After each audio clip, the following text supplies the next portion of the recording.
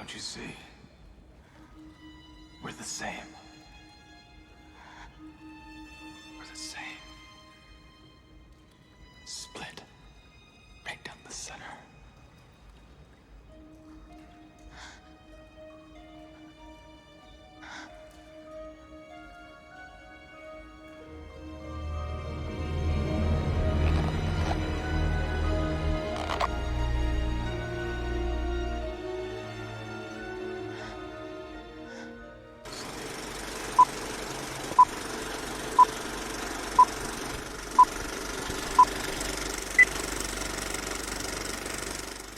Hey, remember at like the beginning of the year when I said that Batman Returns is a lot better than Batman 89?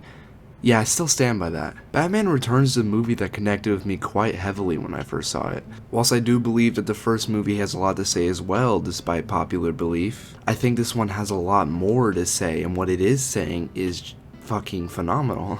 My biggest problem with Batman 89, besides the countless murders he commits, is the fact that you have to dig to find what makes it a good Batman movie, and that's what I had to do in that video. This isn't Tim Burton's fault or the cast and crew, and it's certainly not the screenwriter's fault. It's fucking Warner Bros. And the hack producers breathing down Tim Burton's neck the entire time. Now, I'm happy to say it's very obvious that everybody was given a lot more creative freedom with this film, and that's kind of what makes it stand out to me. And the biggest reason that it's a great Batman movie is because of the isolation of the characters. I've talked about this before, but I'll talk about it more because it goes in a lot more detail in this movie.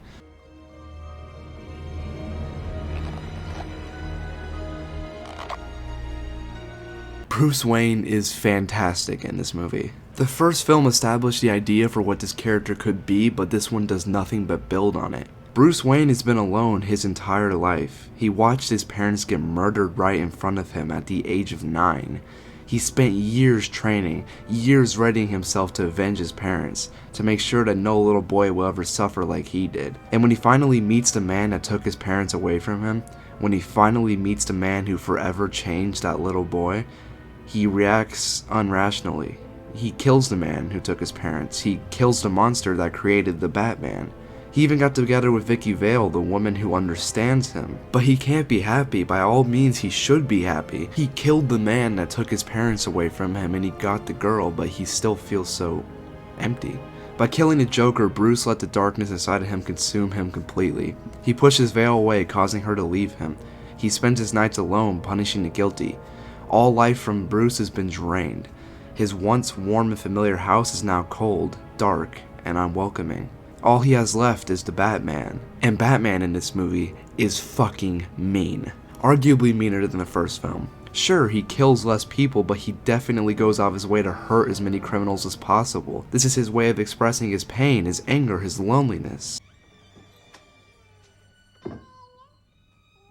Honey, I'm home. Oh, I forgot I'm not married.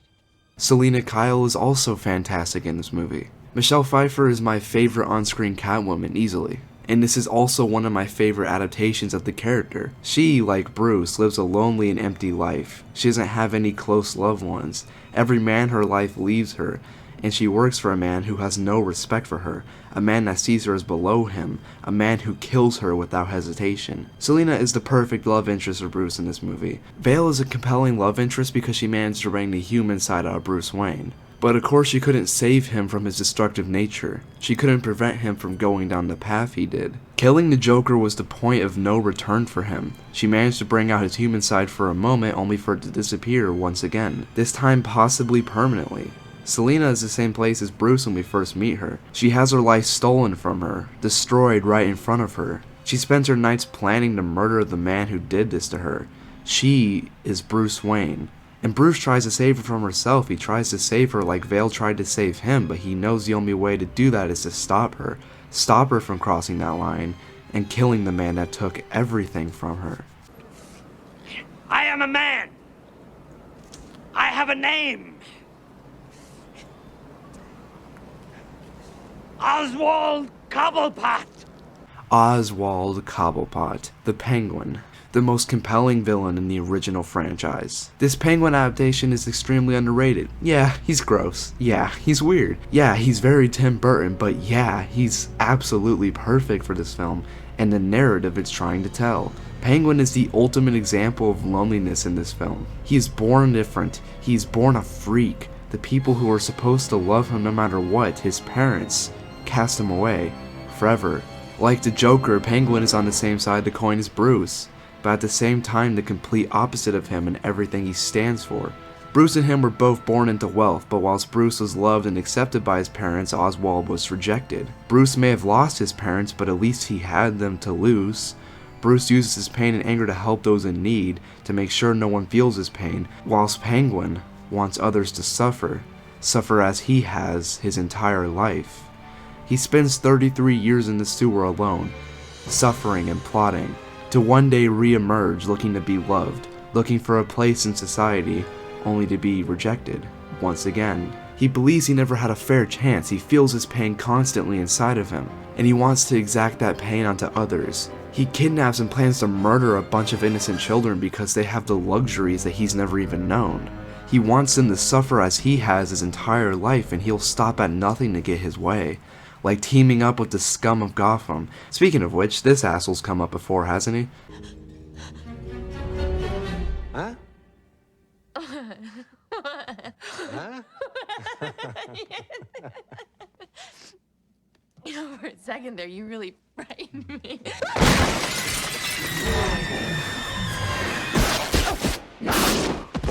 Max Shrek represents the worst side of Gotham. The side of corruption, thievery, and pain. The side that makes people like Jack Napier. The side that makes people like Catwoman or the Penguin. The side that made the Batman. Max is the face of this dark side represented in one man. The three main characters are all tied to him in some way. Some embrace the dark side of Gotham and attempt to use it for their own benefit. Some want to stop it and make the city a better place, while some want to destroy it, kill it. Max plans to create a power plant that will drain power from the city, which will create a monopoly for him and his scum family. Oswald knows this and intends to blackmail him. He tries to use Max, use the dark side to his benefit, but he can't. There are no winners in this game. Max helps him integrate himself back in society. He helps him run for mayor. He claims he'll stick by his side at the worst, but abandons him at the first sign of trouble, leaving Oswald alone and hated once again. Selina tries to work for him, to make a living off the dark side, but she's walked all over, treated like shit. Treated like she's less than him, and when she learns too much, he disposes of her. Max attempts to use Bruce to take advantage of him and his wealth. When Bruce retaliates, when he tries to stop him, he learns it's impossible to beat people like him. It's impossible to forever end the dark side and bring people back from it. Men like Max Shrek are a plague on Gotham, and there's nothing Bruce can do to stop that. Men like this will always have a grip on Gotham. Men like this will continue to create pain and anger. They'll continue to create more freaks, and those freaks will kill each other in those men's shadows. Selina, please. I only briefly mentioned Bruce and Selina's relationship because I wanted to dedicate an entire chapter of this video to it. Bruce and Selina's love feels real. It's my favorite dynamic between the two of them. Vale was good for Bruce but wasn't able to save him in the end. She wasn't able to save his human side. But Bruce can save Selina. They are one and the same. Bruce and Vicky were compelling because they lived such opposite lives to each other. Vicky isn't the same as Bruce. She doesn't have a lust for vengeance, and she doesn't feel that constant pain that he does. And Bruce doesn't understand how to fit into regular society. He doesn't know how to connect with people, how to be human. That side of him died with his parents, or did it? Vicky managed to humanize him and to keep him sane, but he wasn't able to do the same for her. He couldn't be there for her like she was for him. His responsibility just wouldn't allow it. She leaves him, causing him to revert back. It causes him to return to that dark place he was in the first film. And he stays there until he meets Selina Kyle.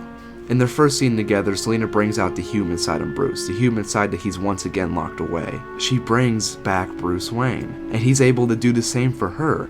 In this film, Bruce becomes like Vicky Vale. He brings light into Selina's life and tries to save her from going to that place that he's in. The entire film, Bruce gets close to her. He begins to feel something for her, but he has to spend his nights fighting her, unaware that he isn't helping her case. Bruce doesn't know Selina is Catwoman, Selina doesn't know Bruce is Batman, but maybe if they knew, maybe if they could open up to each other, Bruce could have saved her. The entire film, she wants nothing but revenge. She wants to kill the man who destroyed her like Bruce Wayne in the previous film, and she'll stop at nothing to achieve this. She'll spend her nights dressed as a cat doing everything in her power to hurt this man, hurt him like he hurt her.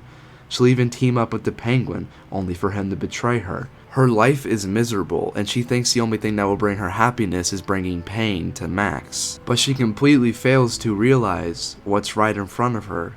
Let me just talk for a second about how terrible her life is. She spends her days slaving away for a sexist man who treats her like shit, and then she goes home to her shitty apartment every night. I love this shot of her apartment. It says everything we need to know in one quick glance. Just like Peter Parker's apartment in Spider-Man 2, this place is a fucking dump. She has no one but her cats. She bends over backwards for her boss at work, only to be intimidated, threatened, and eventually killed. Selina's death and resurrection is beautiful. She's surrounded by cats brought back from the dead and returns home, in a zombie-like state, no different than how she lives her everyday life. But she snaps. Danny Elfman's score plays in the background as she destroys her apartment, destroyed everything that made the original Selina Kyle, and she becomes the Catwoman. I don't care what anyone says, this film is beautiful. She has become Bruce in the first film. She has become vengeance. My name is not Oswald. It's Penguin. I am not a human being. I am an animal. I want to go into further detail about my love for Oswald Cobblepot. This version of the Penguin is almost poetic. He represents the dark underbelly of Gotham, the pain and horror at the bottom of the chain. In Gotham, people on his level do anything for a decent life. They'll kill, they'll maim, and they'll turn to a life of crime. These people aren't born scum like Max, but they become scum because of people like him. People who try to stand above the people of Gotham. Oswald could have been one of those people who stood above Gotham. He could have lived a happy, wealthy life like his parents, but he was rejected that luxury and forced into a life of pain. He runs a gang of sewer-dwelling rejects who have no consideration for people because they were never shown empathy in their lives. They see empathy as a sign of weakness, similar to people like Max. Oswald doesn't realize this though. He doesn't realize he's just as bad as the people he's criticizing or even hates. He sees the world in black and white, and his unwillingness to change is what separates him from people like Selina. People who have seen the worst that life has to offer. Selina's entire existence is shrouded in pain, but she can change. She can see the world in a new light. She's given the chance to better herself and not give in to her demons. But demons is all Oswald has. He's unable to rejoin society. He's unable to accept his birthright. He's unable to change because it's too late for him. It's been too late for him for a very, very long time. The only semblance of family he's ever had is his gang. The Penguins are the only thing in Gotham that never showed him cruelty. The zoo they lived in was abandoned and they were left to fend for themselves. Penguin feels more of a connection to an animal than he does his fellow human. This is how the Penguin is born, and his anger and loneliness is the reason he dies. But first, I need a cold drink of ice water.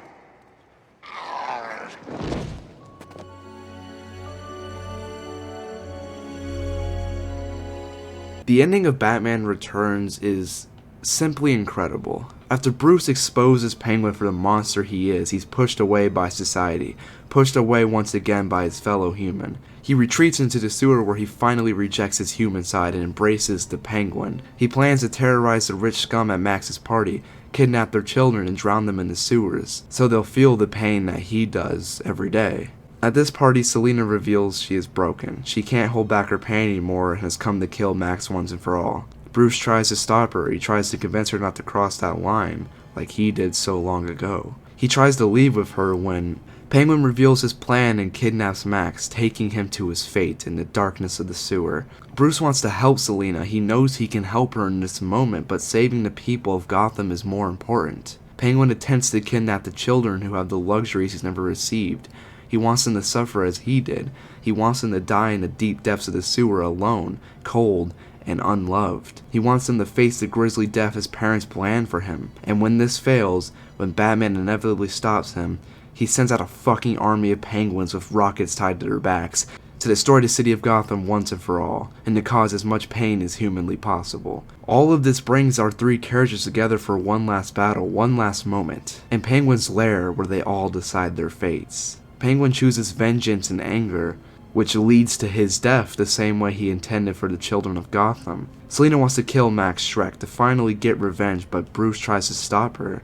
He doesn't want her to continue on the path of vengeance and anger, a path he traveled long ago.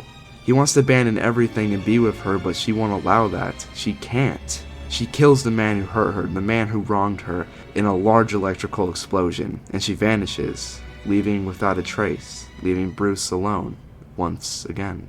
Bruce begins searching for her, desperately searching for his love in hopes to be reunited with her. When Penguin returns, he's dying and he knows it. He's spewing up green glop at an alarming pace, but instead of giving in and accepting his death, he tries to kill Bruce, once again. All he wants to do now is to make the man who stopped him suffer. I'll murder you momentarily. And but first, I need a cool drink of ice water.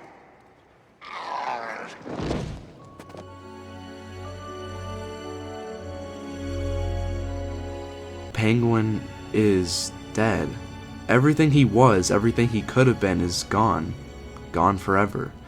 As the beautiful Danny Elfman score plays in the background, Oswald's only family left comes out for one final send-off.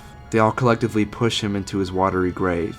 He slowly sinks into the darkness as the score concludes. This is beautiful. This is probably one of my favorite villain deaths besides Dr. Octopus. In this moment, we see this movie's theme come to a close. Bruce is finally able to let people in and move on with his life, with a chance of being happy, but Oswald Cobblepot, the Penguin, will forever suffer alone in the darkness of the sewers. This film ends in a very beautiful way. Bruce spends Christmas alone with Alfred, searching for any sign of Selina, hoping she's still out there, hoping they'll be together again, one day.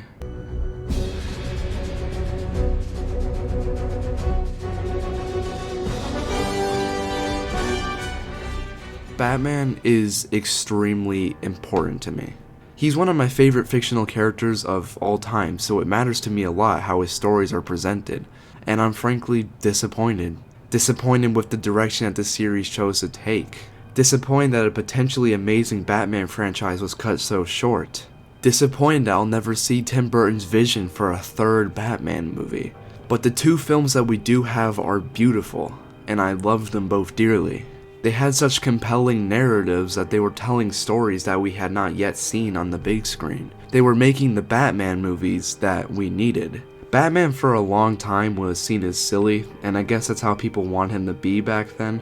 Parents didn't like the tone of Batman Returns. They didn't like the dark themes it presented, and the franchise was dumbed down once again. And God, am I thankful for Christopher Nolan.